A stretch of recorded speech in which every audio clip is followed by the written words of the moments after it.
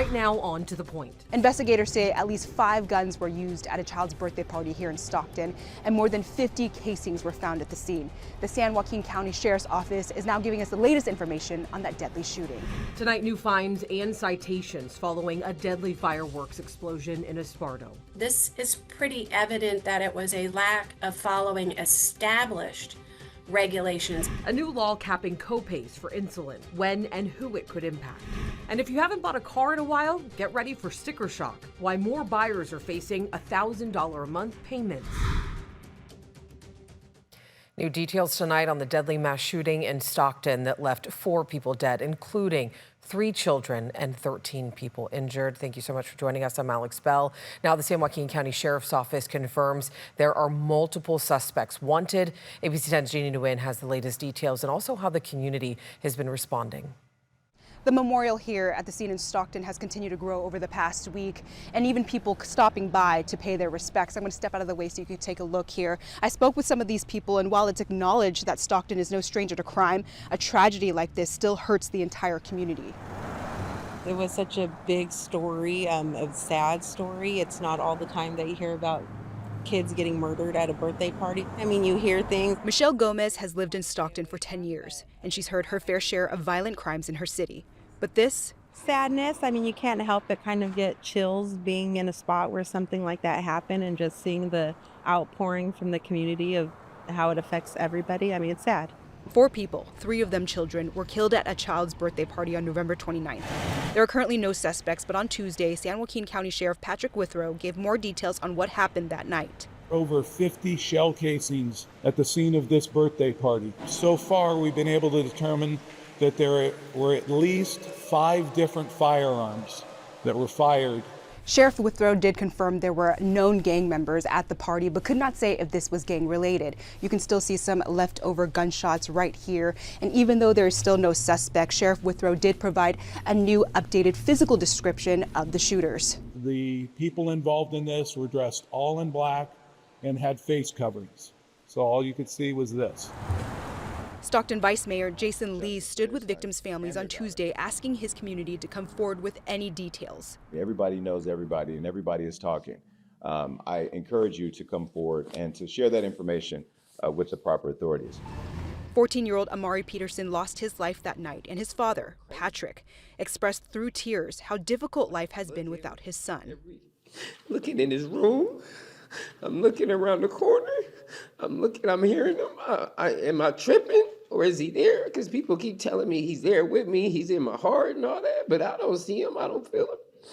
The San Joaquin County Sheriff's Office says they're going to take their time with this investigation, as there have been a lot of leads to follow up on. Multiple law enforcement agencies are offering a reward of up to $130,000 for any information leading up to an arrest. In Stockton, Jeannie Nguyen, ABC 10. The pyrotechnic company connected to the deadly Esparto fireworks explosion on July 1st is now facing more than $200,000 in possible fines. 7 people were killed in that explosion. Cal OSHA issued 15 citations and $221,000 in possible fines to San Francisco-based Devastating Pyrotechnics. 3 of the citations were classified as accident-related, including the employer's failure to establish and maintain an injury prevention program. They were also cited for failure to train employees for an emergency situation and failure to train workers on the fire hazards associated with the materials they were handling. Now, the state fire marshal responded today saying, quote, "The investigation remains active. We are committed to ensuring a comprehensive investigation. As we follow one lead, we continue to find more. Lots of evidence to analyze following all of the various warrants served all across the state." And tonight we are also hearing from the American Pyrotechnics Association. Take a listen. They are very significant fines, but I think we need to let the criminal investigation continue so that we can really determine what else may have been a contributing factor. A federal judge struck down President Trump's executive order that revokes permits for new offshore wind farms. The judge said the order was arbitrary and capricious and a violation of federal law.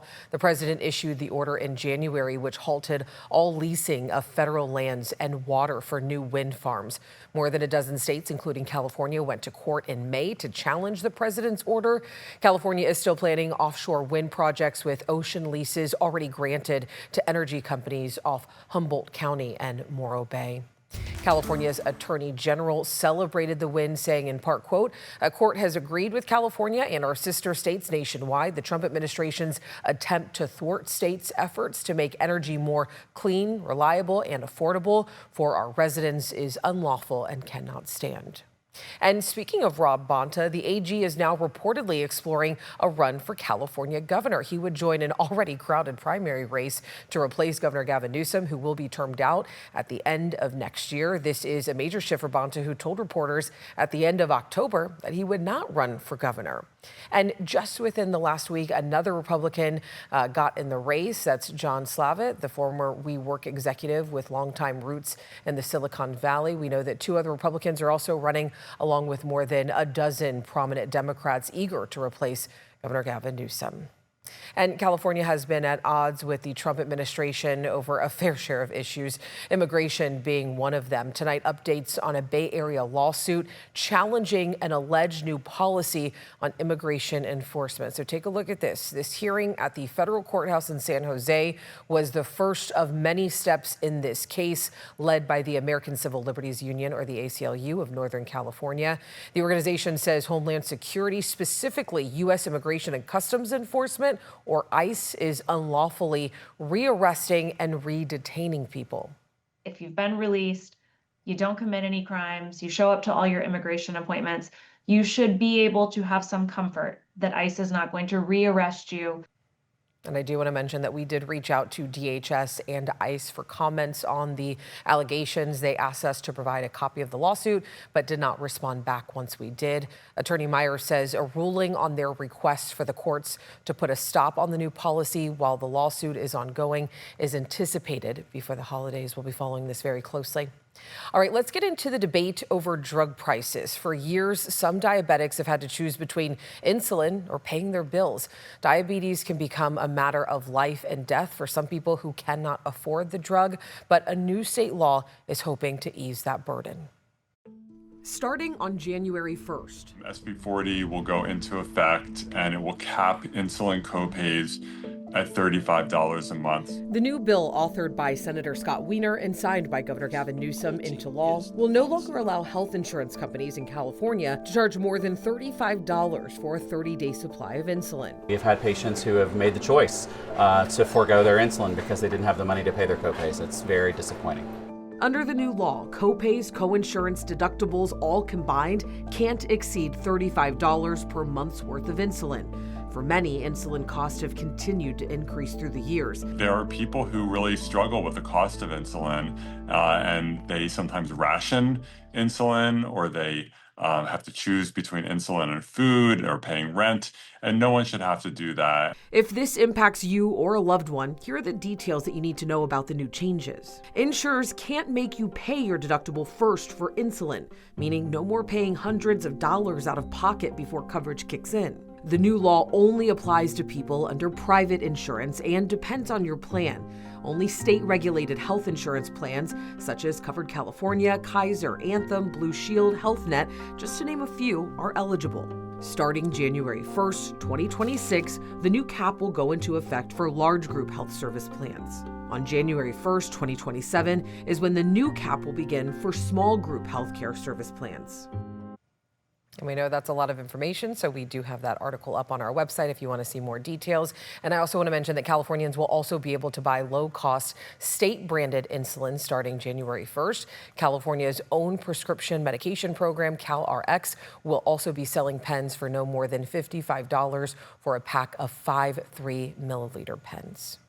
All right, still a lot of news to get to. With winter storms already brewing, the National Weather Service is scrambling to fill hundreds of positions cut just earlier this year. And if you are shopping for a new car, boy, oh boy, brace yourself. Why experts say that prices are surging and when you finally might see some relief. What's not surging? Temperatures. We will remain in the 40s and low 50s the next several days as we stick with the low clouds. Tule fog. I've got the forecast after the break. But first, another headlines tonight. One student is dead, another is in critical condition after a shooting at Kentucky State University. A suspect who is not a student has been arrested. According to the Kentucky governor's office, the campus was put on lockdown and classes are canceled for the rest of the week. Kentucky State is located in Frankfort and is a public, historically black university with about 2,200 students. The U.S. Navy admiral who was in command of the campaign to destroy boats allegedly carrying drugs near Venezuela spoke to lawmakers behind closed doors today. Congress is looking for more answers on President Donald Trump's mission, which in one instance killed 2 survivors clinging to the wreckage of an initial strike, a move some legal experts say may have violated international law. And exactly 1 year since his arrest, Luigi Mangione was back in a New York City courtroom today. His lawyers are trying to get key evidence from his backpack excluded in the state murder case against him, saying they were obtained by police without a warrant. Prosecutors argue all evidence was obtained lawfully. Mangione has pleaded not guilty to all charges against him. Welcome back in. The National Weather Service is working to hire back hundreds of positions laid off or cut by the Trump administration, but the effort is progressing at a snail's pace as the nation heads into yet another winter storm season. Only about 80 final job offers have been accepted for meteorologists, hydrologists, and other specialized staff. The agency received permission in late July to add a total of 450 people after roughly 550 positions were cut by the Department of Government Efficiency, or DOGE, earlier this year. The decision to authorize new hires follows concerns from lawmakers and citizens about how National Weather Service cuts would impact public safety. Currently, there are more than a dozen forecast offices dealing with some serious staff vacancies that could potentially undermine the accuracy of forecasts and warnings during powerful winter storms. All right, I want to get things over to meteorologist Brendan Minchef. Brendan, I know that you, our producer, and our political reporter are all dressing like the forecast. Tule fog inspired these outfits. This is kind of the only thing we see when we look out the window these days, right? I mean, it's gray, so you're like, oh, what should I wear today? And then you see the gray sweater, and it works. It just works. We've had a lot of gray days recently. In fact, today is December 9th. We've had 9 days in December. All but one of them has been underneath of the Tule fog. December 3rd, we had sunshine. We were in the 60s. Today, plenty of gray across the valley, and we only hit 45 degrees. That's tied for the coldest temperature of 2025. 45 in Stockton, 45 in Vacaville, but you get above the Tule fog, and 63 in Placerville and Truckee, 55 up in South Lake Tahoe. Right now, we're still in the 40s, and really because of that fog, we're not going to lose a whole lot of temperature over the next several hours. So 44 as we look towards downtown. You can tell it is still overcast, and we're going to stay in those low to mid 40s as we head towards midnight tonight. So looking at futurecast and temps, we've got the low clouds, the fog sticking around, starting off in those low 40s, some upper 40s to low 50s through Wednesday afternoon, and then we repeat that pattern once again with the patchy fog coming back. The low clouds stick around Thursday morning, upper 30s and low 40s, and continuing to see 40s as we head into Thursday. Probably that 42 a little too cold for a high temperature, but nonetheless 40s are likely to continue. This just very stable weather pattern continues through the work week. By the time we get to Sunday, we'll have a very weak low pressure system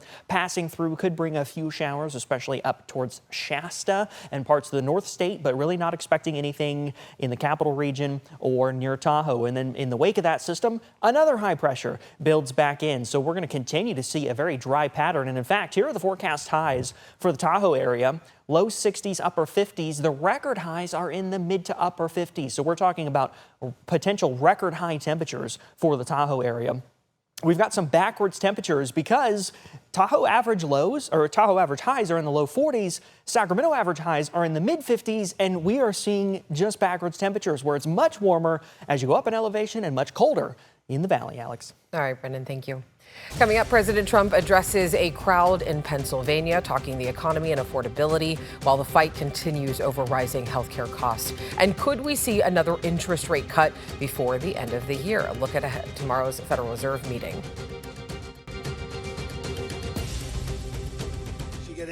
Lower prices, bigger paychecks. We're getting inflation. We're crushing it.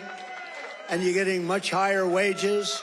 I mean, the only thing that's really going up big, it's called the stock market and your 401ks. And that was President Donald Trump addressing issues around affordability during an event in Pennsylvania tonight. Meanwhile, time is running out for lawmakers to address changes to health care as costs are set to spike for more than 20 million people next year. Reporter Christian Cordero has the details from Washington.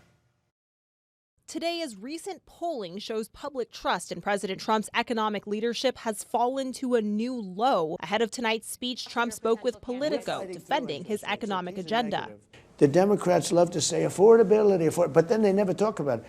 They're the ones that gave us the high prices. In Washington, the Senate is gearing up for a crucial vote on whether to extend expiring Affordable Care Act tax credits to prevent health care premiums from surging for some 20 million Americans.